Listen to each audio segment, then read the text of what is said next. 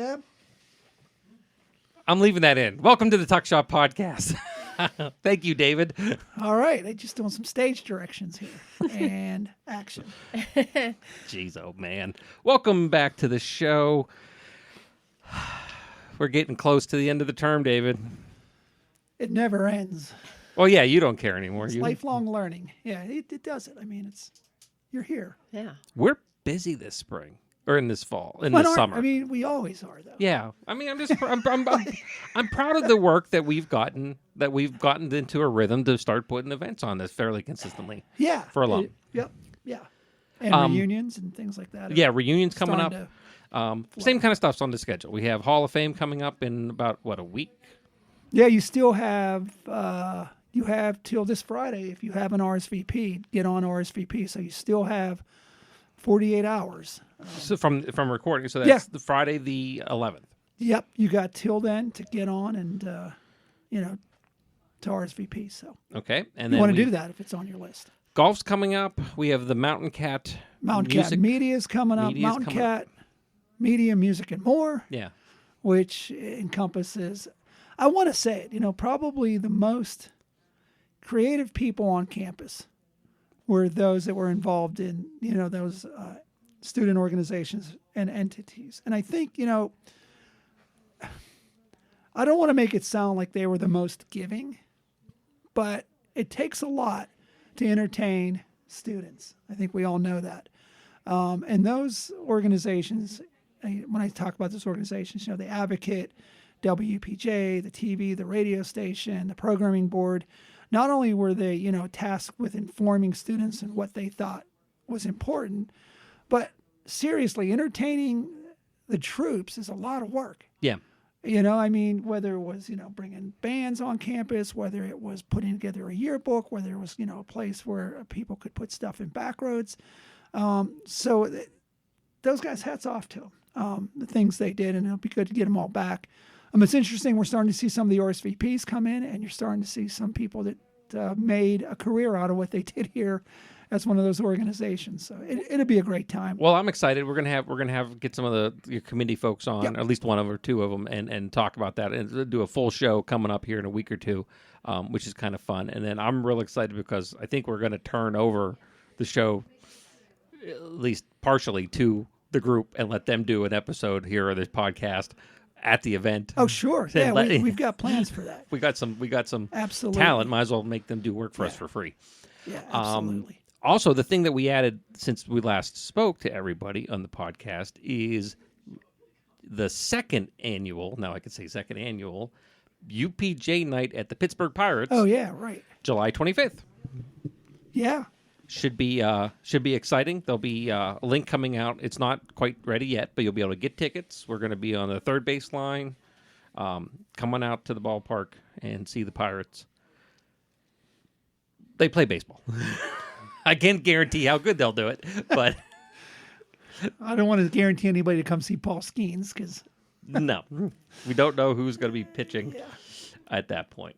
But all in all, I think that's great. Anything that is like that will have links in the description, as well as if you're out there, you'll also see the link down below for to May 1st. You have an opportunity, if you are an alumni, to join and vote for the Alumni Board of Directors.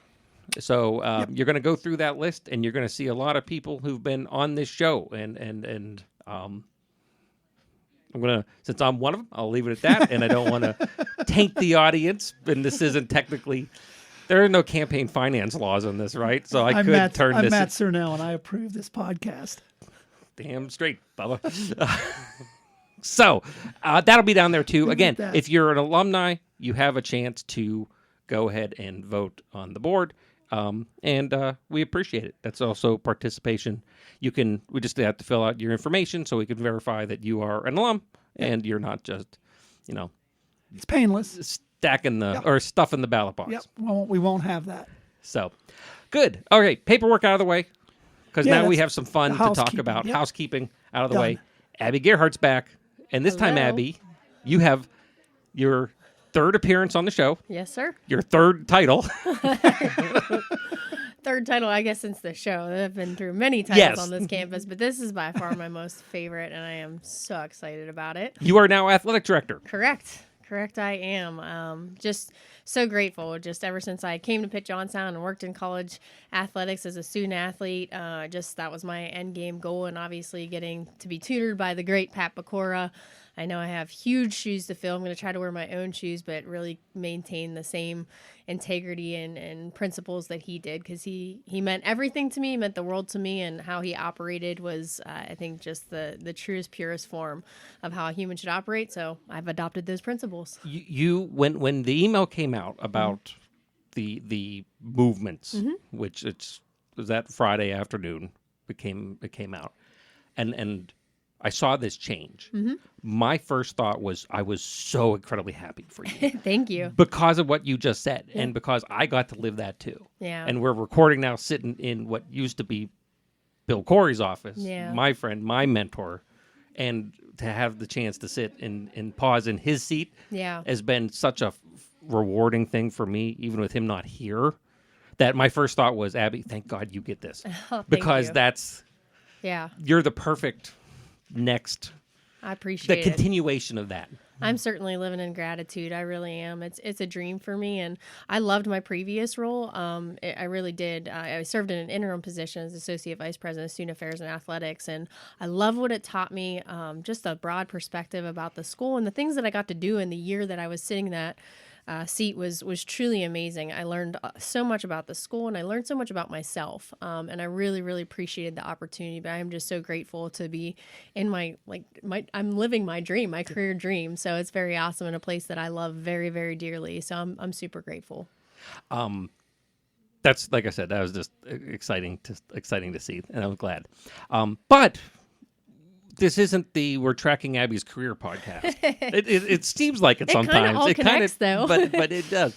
But what was fun about this show is that occasionally we get to be able to help push out and talk about news that's going on. And Monday through today, there's been a series of emails and public announcements for 3 new sports programs as part of athletics. Absolutely. What's coming online? So I'm so excited. It kind of all dovetails together, because, when I was in that previous role, we were talking about enrollment issues and things like that. And I've been really, really wanting to add women's wrestling. Our school is synonymous with wrestling. And as fate would have it, this past November, NCAA legislation came out. We were discussing it in one of our meetings with the president about women's wrestling becoming a national championship in Division II. And I said, this is our time. This is when we need to add it right now. And so we talked about other things to add as well, which is men's and women's swimming, which is what we're also adding. And those are 2 perfect sports to add, because our conference, the Pennsylvania State Athletic Conference, sponsors, those sports. Women's wrestling needs one more school in the PSAC to be sponsored as a championship for the conference, but it is a national championship sponsored sport. So with us adding this, the conference can now have the opportunity to host a conference championship for women's wrestling, but they already host conference championships for men's and women's swimming. So it just really made sense, and also made sense for us too, because we're strapped in terms of facilities go. We are definitely outgrowing our spaces, but those are 2 spaces that made sense. We have a wrestling room and we have a swimming pool. So we have those facilities. They're not going to clog up the gym where other teams are kind of fighting for gym time and space like that. I'm like, we've got 2 facilities that can host these teams. It's not going to cause an issue for practice times and things like that. Let's do it. And then the other thing that we were looking at too, in terms of enrollment, Pitt Johnstown is in a really unique situation, whereas most institutions have a higher enrollment of women than men. But Pitt Johnstown, it's flipped, where we have a higher enrollment of men as opposed to women. So we were trying to say, how can we get more women on campus? And those are 2 sports that carry large rosters. Women's swimming and women's wrestling carry large rosters. So again, that would kind of help the overall enrollment for the school, but also, keep us in balance with Title IX, because we're adding, sports. Title IX is important to keep that balance too. So yeah. That was my first question was and you answered that good, because the wrestling makes sense, knowing the facilities my pool experience is every 4 years, there's people who swim on the Olympics that I get to see. And I'm not necessarily Yeah. going to be the athletic expert here. Sure. Put motorboats in the pool. Yeah. Then I'm better with motorcraft. So we're set. Yeah. Pool's good. And I know we just finished a remodel, refresh of that whole facility. Correct. As well.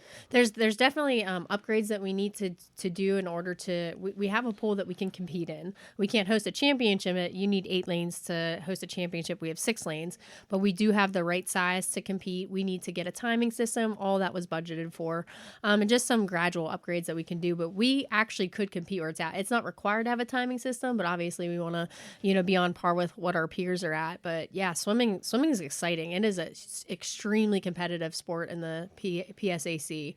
Their qualifying times are higher than a lot of Division I conferences, so Wow. it's pretty awesome. That's gonna be pretty neat.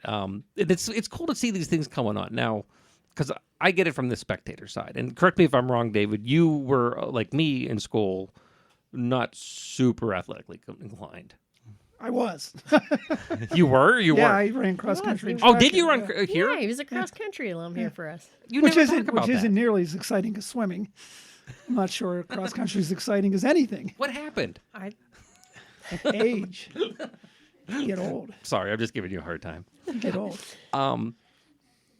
That makes sense. The swimming, like I said, I kind of understood, and the spacing makes sense. Yeah. I had no idea how developed the women's wrestling side had become in the PSAC. Yeah.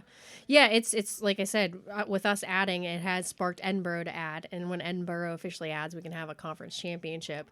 The other thing, obviously, when we look at adding sports too, does it make sense? Regionally, are there a lot of schools located? Because obviously, with travel and things like that, you want to be mindful of the student athlete experience. You're going to be mindful of your budget.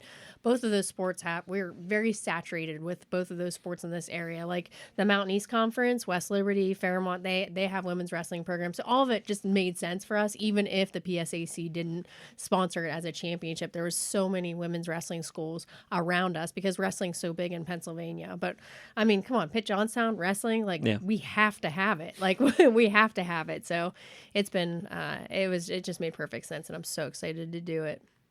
So it's come a long way since Glow or the Gorgeous Ladies of Wrestling. Correct. It's an actual Correct. sport where it's Yeah. not the- It just there's 76 schools in the NCAA across Division 1, 2, and 3 that have women's wrestling programs, and then this is actually the 91st national championship that the NCAA sponsored. So it did get approved. I talked about the legislation in November. It got approved in January, and that's when then we said we're doing it. So January we actually made the decision, and then we went through the hiring process and all of that stuff, and we finally made the announcement. We actually have our coaches hired and everything, so we're ready to go. And David, you and I have already talked about trying as we get closer into the Sure. fall to bring these because we want to promote this and get people out and supporting them. I've got a ton of women wrestling Yeah. questions, but I'm not going to put Abby on the spot. It just my mind's just zipping. Well, it was exciting.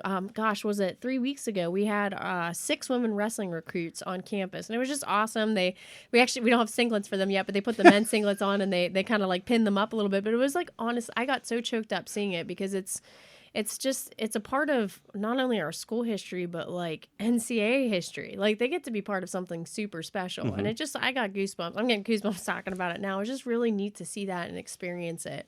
And then if I can talk about it, our women's wrestling coach being there with the recruits, Shane Please do, Valco. yeah. So Shane Valco, we're so excited. We had a great pool of candidates. We had a ton of people apply and went through a lot of different interviews, but Shane Valco is an alum here. You should probably know the name. I feel like Valco's synonymous with Pitt Johnstown as well. He's one of our national champions. He coached with Coach Pecora for, I think, 8 years.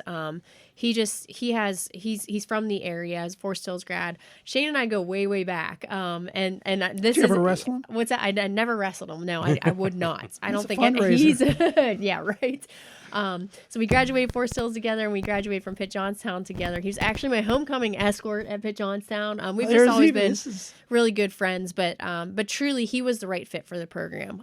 He always wanted to be a head wrestling coach, and he has a gym out in Pittsburgh, and he's just been training local women that have, because he loves the sport of wrestling. He's just never left it. Ever since he left Pitt Johnstown to move out to Pittsburgh with his family, his wife, he has just continued to pour into the sport. So women's wrestling, he's had a ton of people that he's trained already, and it really made sense. And he's been wanting to come back, and it was his dream job to be a head coach.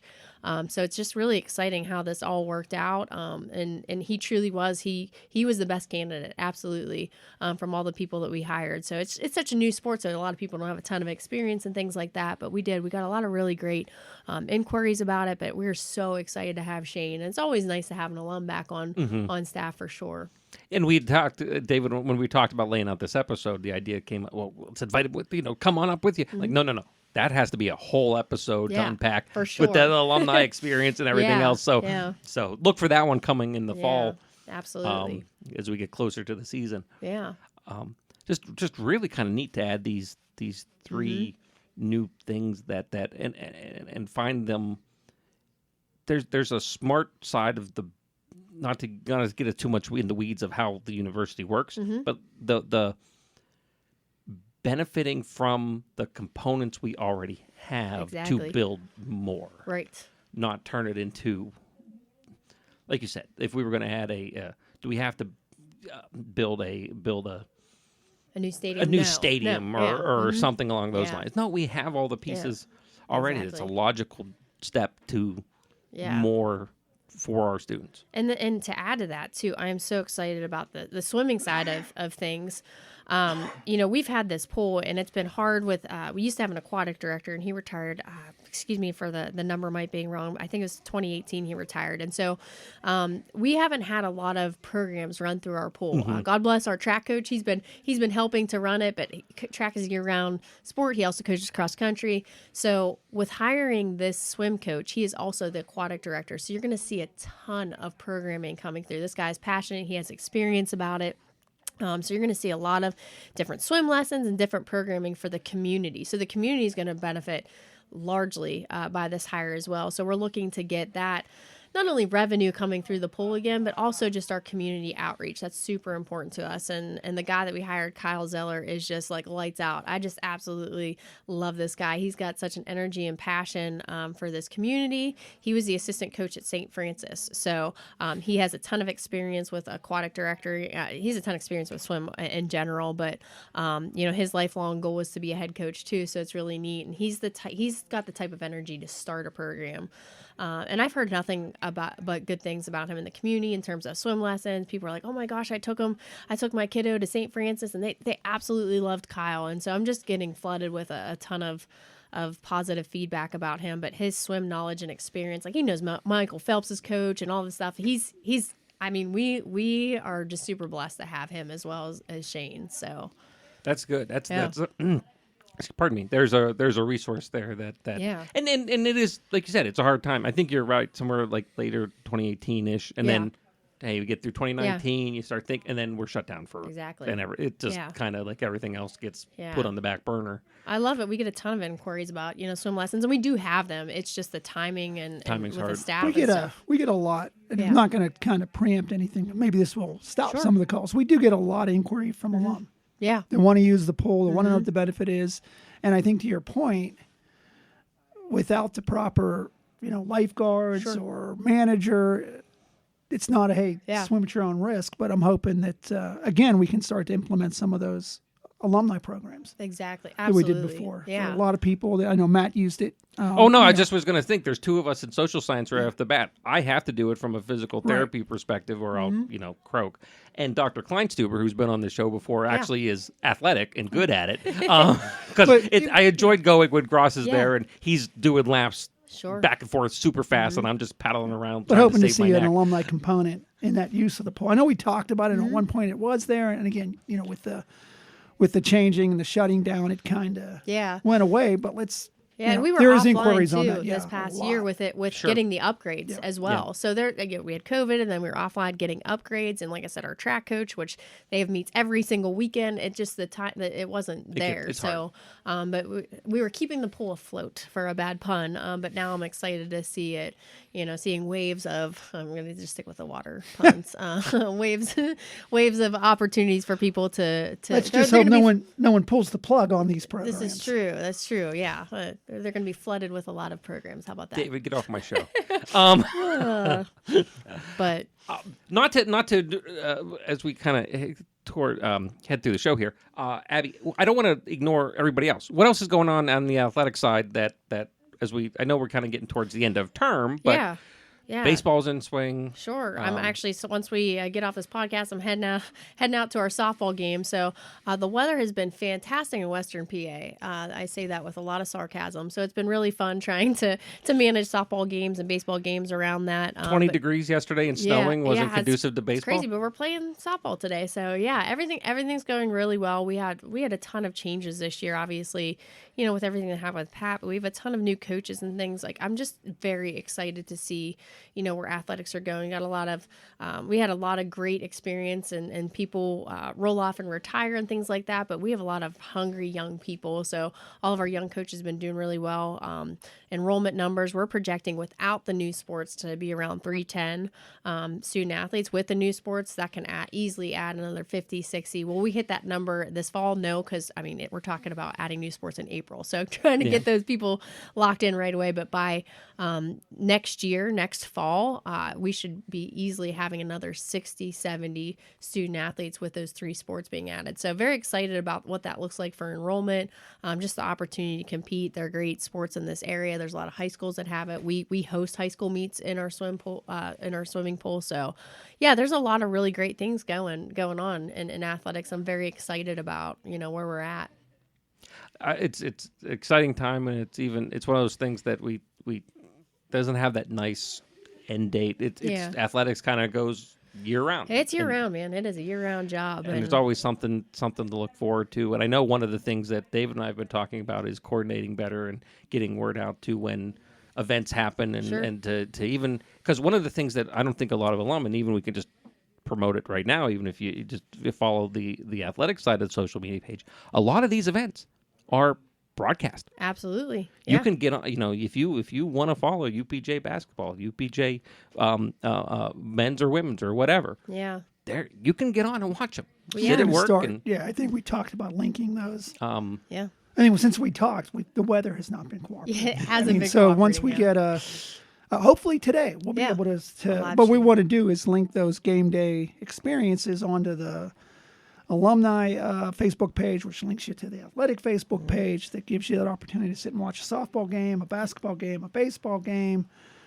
wrestling. Yep. Also is live streamed. So. Yeah, all of our sports except for track, because we don't have home track meets, and golf will not be streamed. But every other sport, and even if we're not playing at home, we're required to stream. So every school in the conference will be streaming the games. Yeah. But so if you are an alumni out there and you like these sports and you're like, oh boy, maybe once a year or twice a year I have a chance to get on campus. I can go to a wrestling match, or I can go to a basketball game, or I can go see the baseball team. No, you can sit at work today.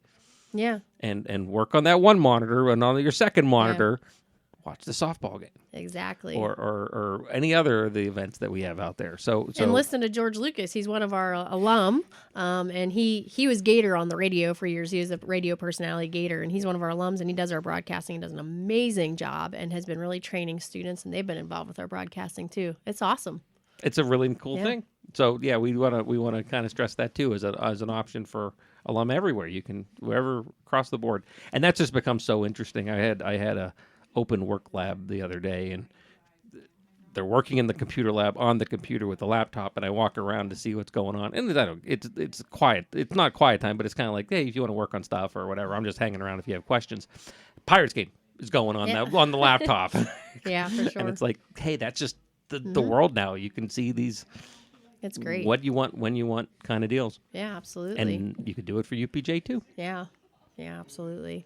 Abby, it's great to see you. It's good to see you too. If I could add one more thing sure. too, there was one big piece of news that happened last week, and that was St. Francis and them dropping from Division I to Division III. So you ask if there was any exciting things happening. I want to extend my deepest heartfelt sympathy and whatever it is towards St. Francis. And I know everything that they're going through, and just working with Kyle Zeller as being a coach there. I just want to extend my it supports St. Francis in this difficult time. I know that they made the best decision for their institution, everything like that. But it's interesting. We had Kyle hired 2 weeks before that announcement came out, and I was like, oh my goodness. I was like, but you know what? Maybe we could really help them out there with a lot of their student athletes. So I was like, maybe they could find a new home or whatever it might be. But I just wanted to give the St. Francis people a shout out and just let them know I'm with them and all of that, and anything we can do to help them out, we're here for it.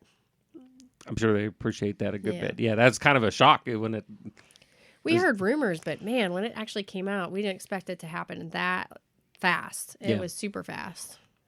Especially off I was surprised, especially off the basketball berth.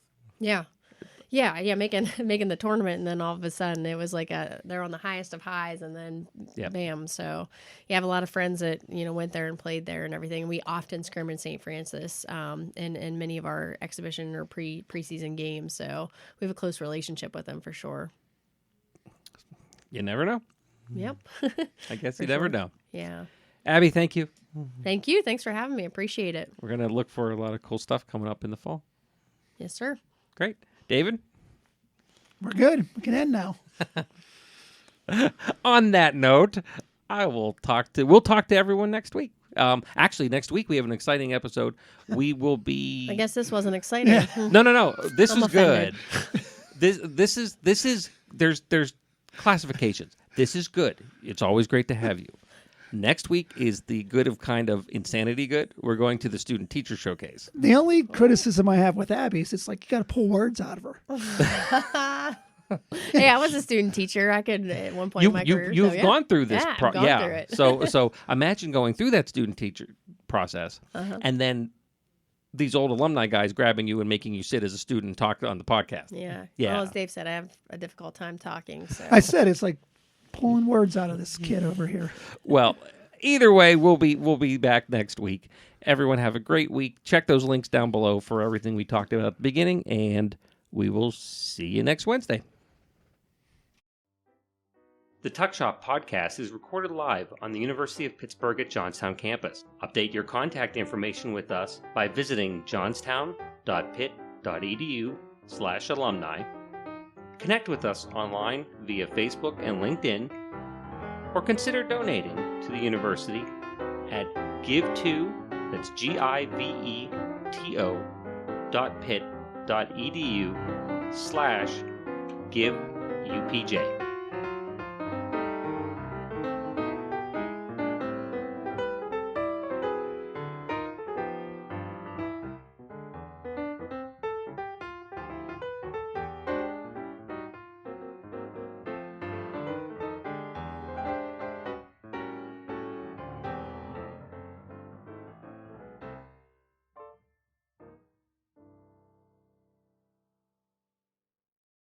This has been a production of Quantum Wave Media. Views expressed do not necessarily reflect the opinion of the University of Pittsburgh at Johnstown.